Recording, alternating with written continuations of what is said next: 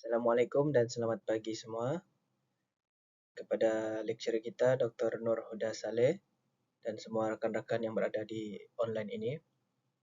Kumpulan kami akan membentangkan tentang fitnah dalam media digital. Sebelum itu, saya memperkenalkan diri saya. Saya Azim F. Marbin Ilyas, nombor matriks 296616.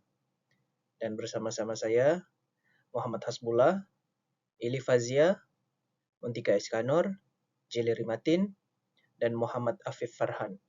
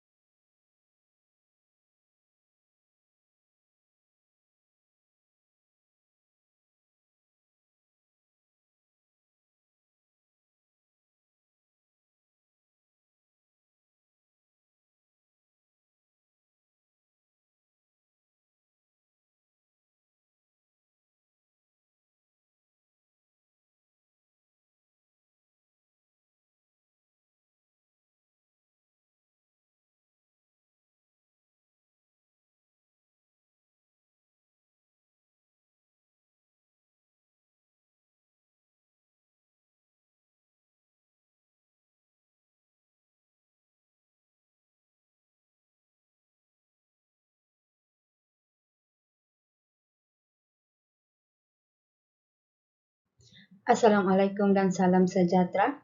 Terima kasih Azim atas penerangan tadi. Saya Ili Fazia binti Karman, nomor kad metrik 296551. Hari ini saya akan membentangkan mengenai Akta Fitnah 1957. Akta Fitnah 1957 memberi perlindungan sivil kepada mangsa fitnah sama ada dari segi lisan ataupun bertulis. Walaupun digubal sebelum era internet, ia masih relevan kerana tafsirannya meliputi media moden seperti media sosial, blog dan portal berita. Melalui akta ini, mangsa masih boleh menuntut ganti rugi untuk memulihkan reputasi mereka yang telah tercalar, seperti kes Rosli Dahlan melawan Utusan Malaysia 2015 membuktikan peranan akta ini dalam menegakkan keadilan walaupun fitnah berlaku di ruang digital. Seterusnya, saya akan membentangkan mengenai Kanun Keseksaan Seksyen 499 dan 500. Ianya berbeza dengan Akta Fitnah 1957 di mana Kanun Keseksaan memperuntukkan fitnah sebagai jenayah dengan hukuman penjara sehingga 2 tahun ataupun denda. Ia menegaskan bahawa fitnah bukan sekadar salah laku moral tetapi ancaman kepada ketenteraman awam. Di dalam era digital, ia digunakan untuk mendakwa pelaku yang menyebarkan kenyataan palsu melalui blog, portal berita atau media sosial.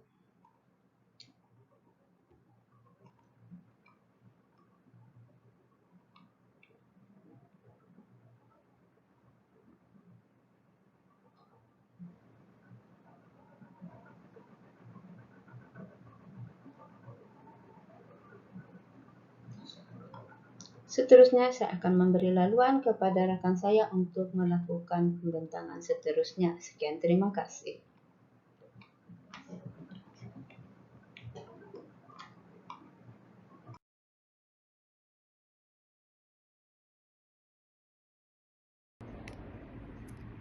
Seterusnya, Perlembagaan Persekutuan, Perkara 10. Perkara 10 menjamin kebebasan bersuara kepada rakyat Malaysia, tetapi kebebasan ini tidak mutlak. Ia tertakluk kepada sekatan demi keselamatan negara, ketenteraman awam dan moral masyarakat. Dalam konteks digital, cabaran timbul untuk mengimbang antara hak bersuara dan kawalan fitnah. Kes Elvin Tan 2013 menunjukkan bagaimana kebebasan bersuara boleh bertembung dengan isu sensitif agama dan budaya. Sekian daripada saya. Terima kasih. Assalamualaikum dan salam sejahtera. Saya Muntika Iskanur binti Ilyas akan membentangkan tentang cabaran penguatkuasaan. Walaupun undang-undang berkaitan fitnah digital telah wujud, pelaksanaannya masih berdepan cabaran besar. Media digital yang bersifat tanpa sempadan menyukarkan pengesanan penyebar fitnah, terutama apabila melibatkan akaun palsu atau pengguna luar negara. Fitnah juga mula tular dalam masa singkat, sedangkan proses undang-undang memakan masa lama menyebabkan reputasi mangsa tercemar lebih awal. Selain itu, MC sukar menurunkan kandungan fitnah kerana ia boleh dimuat naik semula di platform lain. Isu bukti digital, bidang kuasa antarabangsa dan kebebasan bersuara turut menjadi halangan. Contohnya dalam kes fitnah banjir di Pahang 2021. Penyebaran maklumat palsu berlaku begitu cepat hingga menjejaskan kepercayaan rakyat terhadap kerajaan, menunjukkan cabaran utama terletak pada kecekapan dan ketangkasan penguatkuasaan bernama 2021. Seterusnya adalah faktor penyumbang fitnah digital. Yang pertama adalah kepantasan teknologi. Teknologi digital memudahkan penyebaran maklumat dengan cepat sehingga wujud budaya kongsi dahulu, sahkan kemudian yang menjejaskan ketepatan maklumat. Platform seperti Facebook, TikTok, Instagram, dan WhatsApp menjadi medium utama penyebaran berita palsu kerana sifatnya yang interaktif dan mudah diakses. Masyarakat juga cenderung mempercayai maklumat di media sosial kerana ia dikongsi oleh kenalan rapat walaupun tanpa semakan fakta. Selain faktor teknologi, penyebaran berita palsu turut dipengaruhi oleh faktor psikologi seperti keinginan untuk mendapat kepuasan diri, kekal dikemaskini, serta emosi seperti kebimbangan dan rasa ingin membantu. Secara keseluruhannya, cabaran membendung berita palsu bukan hanya bersifat teknikal, tetapi juga berpunca daripada tingkah dan sikap pengguna. Faktor kedua adalah anonymous dan fake account. Kemudahan menyembunyikan identiti di alam maya melalui akaun palsu atau samaran yang membolehkan individu menyebar fitnah tanpa takut tindakan undang-undang. Zulhuda 2018 menyatakan bahawa tahap anonimitas tinggi mendorong jenayah cyber kerana pelaku sukar dikesan. Kajian juga menunjukkan akaun palsu meningkatkan penyebaran maklumat palsu. Secara keseluruhannya, anonymous menjadi cabaran utama yang memperkukuh penyebaran fitnah dalam talian. Seterusnya adalah kurang literasi media. Masyarakat gagal membezakan berita sahih dan palsu serta tidak sedar akan risiko undang-undang. Dan yang terakhir adalah motif politik, ekonomi dan sosial. Fitnah digital sering dijadikan alat untuk kepentingan politik, ekonomi dan peribadi. Dalam politik Malaysia, ia digunakan untuk menjatuhkan reputasi lawan terutama menjelang pilihan raya. Dari segi ekonomi, fitnah disebar bagi merosakkan imej pesaing dan meraih keuntungan komersial. Selain itu, isu sosial media seperti perbezaan kaum dan agama turut dieksploitasi bagi membangkitkan sentimen masyarakat. Lee 2016 menegaskan bahawa fitnah digital ialah fenomena kompleks yang berpunca daripada struktur sosial, politik dan ekonomi serta memerlukan intervensi pelbagai pihak. Assalamualaikum dan salam sejahtera. Nama saya Muhammad Hasbullah bin Majani, Nomatrix 296642 akan menerangkan implikasi undang-undang kepada masyarakat dan kerajaan. Dari sudut masyarakat, masyarakat mendapat perlindungan reputasi tetapi pada masa yang sama wujud ketakutan untuk bersuara sehingga mencetus budaya self-censorship. Dari sudut kerajaan pula menggunakan undang-undang ini untuk mengawal penyebaran maklumat palsu demi ketenteraman awam. Namun kerajaan sering dikritik kerana didakwa menyalahgunakan undang-undang untuk menyekat kebebasan bersuara. Assalamualaikum dan salam sejahtera. Nama saya Muhammad Hasbullah bin Majani, Nomatrix 296642 akan menerangkan implikasi undang-undang kepada masyarakat dan kerajaan. Dari sudut masyarakat, masyarakat mendapat perlindungan reputasi tetapi pada masa yang sama wujud ketakutan untuk bersuara sehingga mencetus budaya self-censorship. Dari sudut kerajaan pula menggunakan undang-undang ini untuk mengawal penyebaran maklumat palsu demi ketenteraman awam. Namun kerajaan sering dikritik kerana didakwa menyalahgunakan undang-undang untuk menyekat kebebasan bersuara. Seterusnya yaitu keberkesanan undang-undang. Yang pertama, melindungi reputasi individu dan organisasi daripada serangan fitnah. Yang kedua, mengawal salah guna kebebasan bersuara dengan mengenakan had dan tanggungjawab sosial. Yang ketiga yaitu bertindak sebagai deterrent effect, kerana hukuman berat boleh mencegah pelaku daripada menyebarkan fitnah.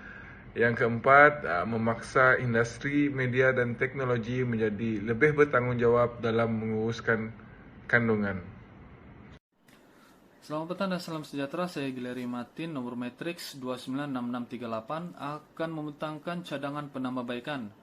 Yang pertama adalah modernisasi Akta Fitnah 1957. Tambah peruntukan khusus untuk media sosial, message segera, dan viral content.